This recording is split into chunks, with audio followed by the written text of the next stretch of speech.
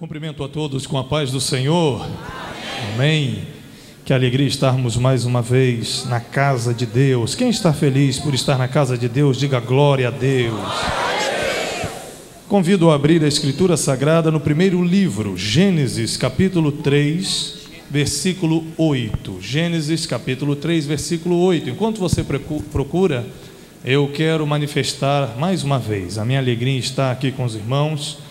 Quero agradecer ao pastor Eliseu, ao pastor Marcos, a esse ministério maravilhoso, pelas ricas oportunidades que tivemos aqui nesse mês de dezembro e janeiro. Estamos voltando para a Bahia, com a graça de Deus, depois de amanhã, eu e minha família, e ter passado esses dias aqui foi realmente muito bom, muito edificante. Também o pastor liberou que eu ministrasse nas congregações, e foi um reencontro prazeroso passar nas nossas congregações da DIG, rever os irmãos. Muito obrigado, pastor, muito obrigado esta igreja.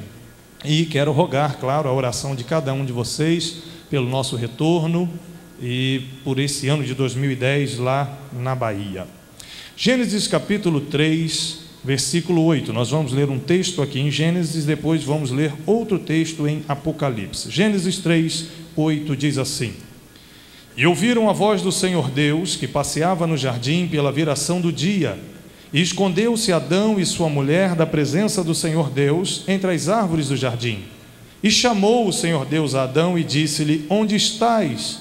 E ele disse: Ouvi a tua voz soar no jardim e temi, porque estava nu e escondi-me. Versículo 22. Então disse o Senhor Deus: Eis que o homem é como um de nós, sabendo o bem e o mal. Ora, pois, para que não estenda a sua mão e tome também da árvore da vida e coma e vive eternamente, o Senhor Deus, pois, o lançou fora do jardim do Éden, para lavrar a terra de que fora tomado. E havendo lançado fora o homem, pôs querubins ao oriente do jardim do Éden, uma espada inflamada que andava ao redor para guardar o caminho da árvore da vida. Lemos aqui a triste narrativa do pecado e expulsão do homem do jardim do Éden e da presença de Deus. Agora Apocalipse capítulo 21, versículo 3. Apocalipse capítulo 21, versículo 3.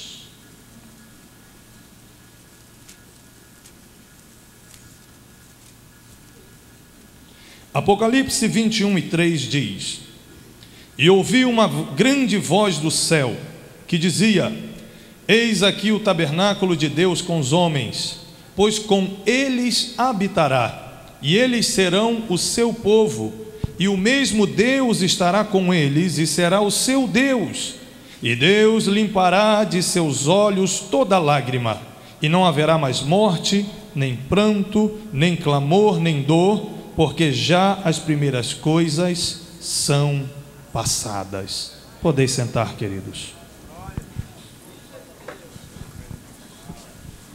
Sem dúvida alguma, Deus criou o homem, o ser humano, a raça humana, para o louvor da sua glória e para que tivesse relacionamento com Ele. O principal motivo de você estar vivo é o fato de que Deus quer que você viva para Ele. No caso de Adão e Eva, foram feitos pelas próprias mãos de Deus, tomados do barro da terra, e Deus neles soprou o fôlego de vida e eles passaram a existir. Mas os seus filhos e toda a descendência, e até que chegasse o dia do seu nascimento, de igual forma, diferentemente apenas no fato de Deus não ter feito você com as mãos, mas a mesma razão e o mesmo propósito de Deus ter criado Adão e Eva, é a mesma razão, o mesmo propósito de você existir. Deus permitiu que você nascesse, para que você vivesse para Ele. Mais do que trabalhar, ganhar dinheiro, morar, comprar, vender, negociar, o principal propósito da sua vida é adorar a Deus, é viver para Deus, é viver com Deus. E o diabo, percebendo isso, logo que Deus criou Adão e Eva, invejou essa relação. Lúcifer teve muita inveja daquela criatura que tinha acabado de ser feito por Deus, pelas próprias mãos de Deus, e então ele intentou no seu coração acabar com aquela amizade, com aquele relacionamento. No versículo 8 que lemos, no capítulo 3, nós podemos ver que Deus vinha à tardinha, na viração do dia, ter um momento de relacionamento, um momento de comunhão. Deus vinha ter um bate-papo com Adão e Eva. Infelizmente, quando lemos agora em Gênesis 3:8, isso aconteceu no pior momento, que foi quando eles pecaram, desobedeceram a Deus. Deus deu a eles um lugar perfeito, com um clima perfeito, um sistema totalmente pronto, viável, preparado para que eles vivessem do bom e do melhor, e apenas deixou uma árvore ali para que não tocassem, para que não comessem, para que realmente Deus pudesse aferir o querer, o livre-arbítrio, a disposição dos dois em realmente querer seguir a Deus ou não. Infelizmente, eles escolheram errado e eles quiseram desobedecer a Deus e tomaram daquele fruto proibido, e por isso o pecado veio a reinar. E assim o diabo conseguiu, através de sugestionamento, através da tentação, destruir aquela amizade entre o Criador e a sua criatura principal, entre Deus e os seres humanos. Todo o planeta Terra e todo o ecossistema existente neste planeta foi feito para mim e para você.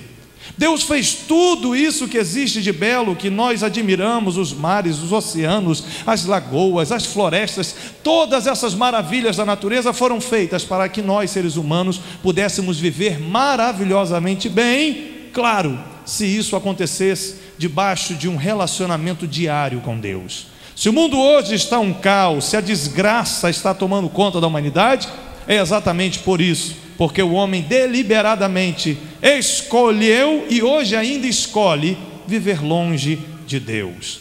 Eu quero falar esta noite sobre o trabalho que Deus vem fazendo para salvar o homem. O trabalho que Deus vem fazendo ao longo das eras, ao longo dos tempos, ao longo da história da humanidade, para resgatar esse relacionamento, para que o ser humano, que agora é expulso do jardim, pudesse outra vez habitar com ele. Você lembra? Lemos em Gênesis, Adão e Eva sendo expulsos, porque eles não podiam ficar no jardim, porque em pecado, se eles comessem da árvore da vida, eles viveriam para sempre. Isso traria um caos no universo. Então Deus os expulsou do jardim.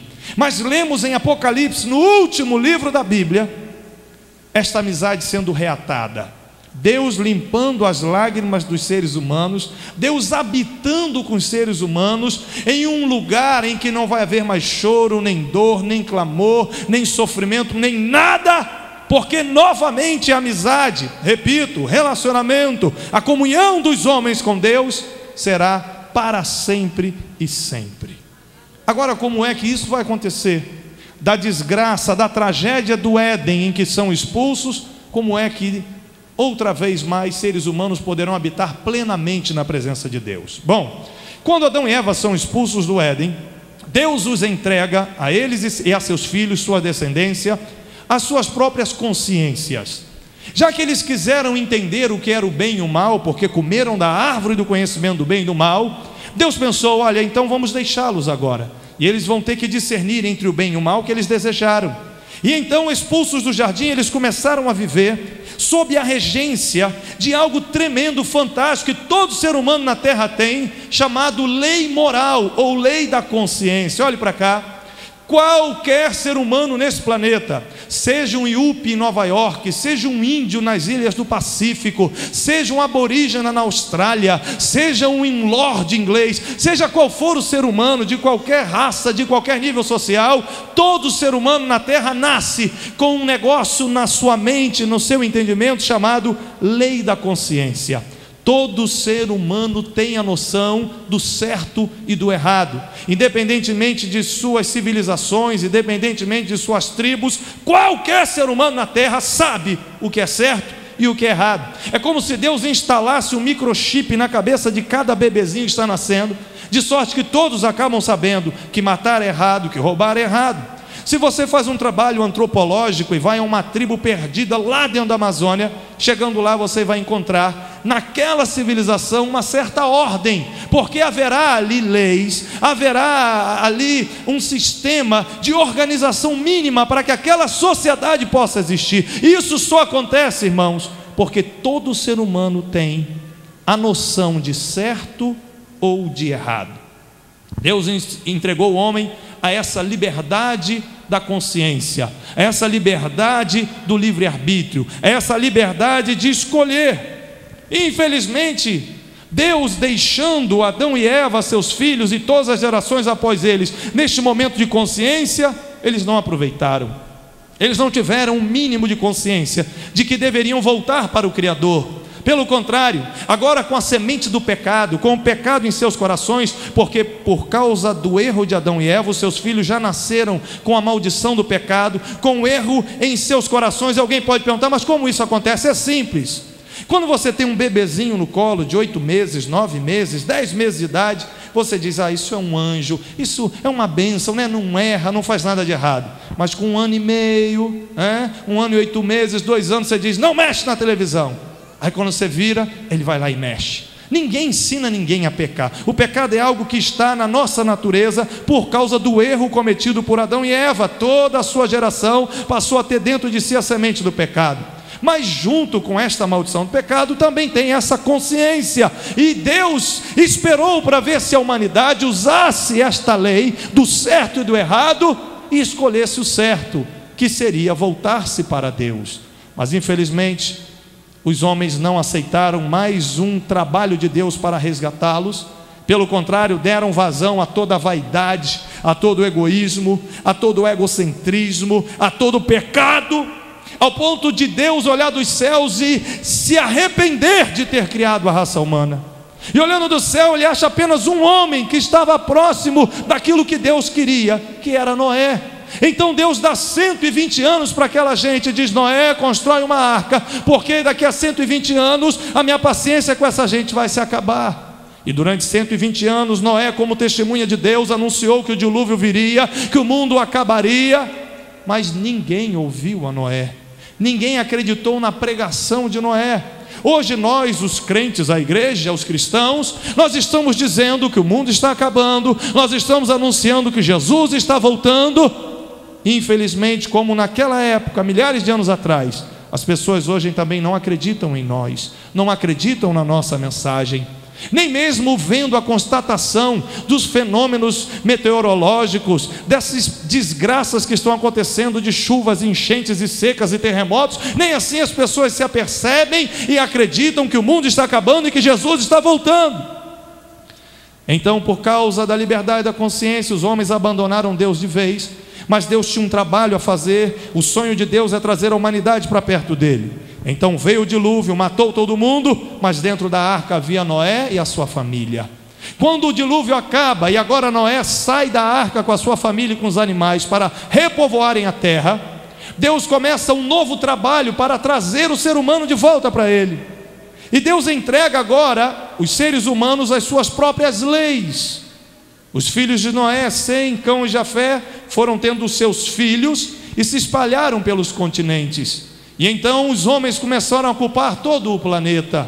E deste jeito Deus deixou para ver se os homens iriam criar leis inteligentes, leis justas, dentre as quais houvesse também um pouco de vontade de servir ao próprio Criador. E assim as nações passaram a existir. E há registros históricos de várias nações, inclusive o primeiro código de lei encontrado na humanidade é o Código de Hammurabi. Isso aconteceu na Mesopotâmia, em uma das cidades-estado. Então os homens começaram a se organizar em leis, e cada sociedade passou a ter as suas próprias leis. E quando Noé sai da arca, na verdade, Deus dá algumas orientações a Noé. Olha, você pode comer agora animais, não permita que assassinos vivam. E Deus instaurou ali a pena de morte naquela época. Deus deu algumas leis para Noé, que ele passou para os filhos. E quando os filhos se organizaram em países espalhados pelo planeta, Deus esperava que essas leis fossem honrá-lo, e que através de leis justas os homens pudessem servir a Deus. Mas mais uma vez os homens não se aproximaram de Deus. O crime, a malandragem, o passar a perna no outro, uma nação invadiu outra nação para roubar e conquistar o que a outra tem. Ou seja, o ser humano começou a errar, continuou a pecar, novamente dando vazão ao seu eu, às suas vaidades, aos seus próprios pensamentos, e mais uma vez não quiseram se curvar diante de Deus. Deus tinha Adão e Eva consigo todos os dias à tarde. Eles escolheram o erro, se afastaram de Deus.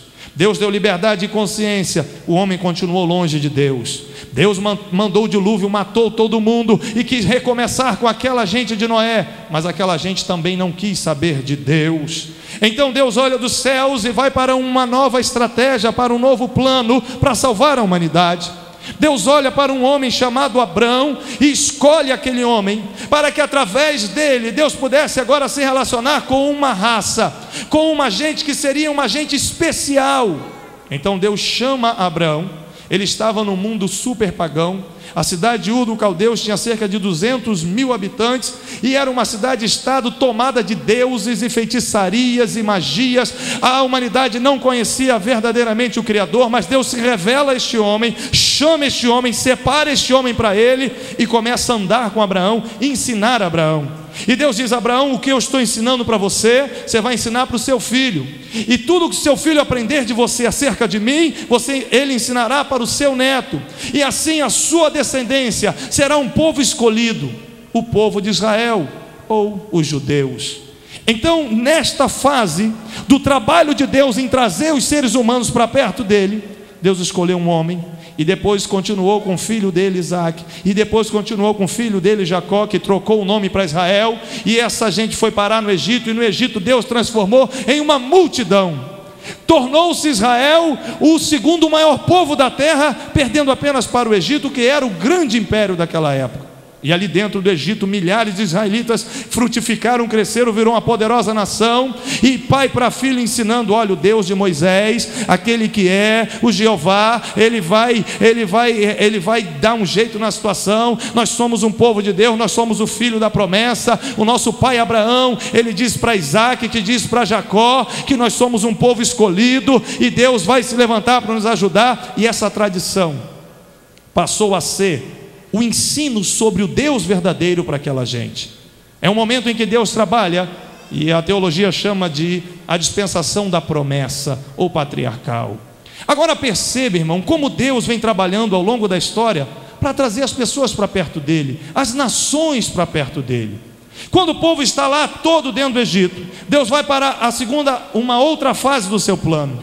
Ele chama um outro homem chamado Moisés, e diz: Moisés, agora chegou a hora de você pegar toda a minha gente, todos os israelitas que estão sofrendo lá debaixo do chicote de Faraó. Você vai lá e vai tirar essa gente e vai levar para uma terra que eu vou te mostrar. E Moisés teve um trabalho árduo de tirar cerca de 2 milhões a 3 milhões de pessoas e peregrinar com aquela gente para uma terra chamada Canaã. E neste momento em que Moisés é desafiado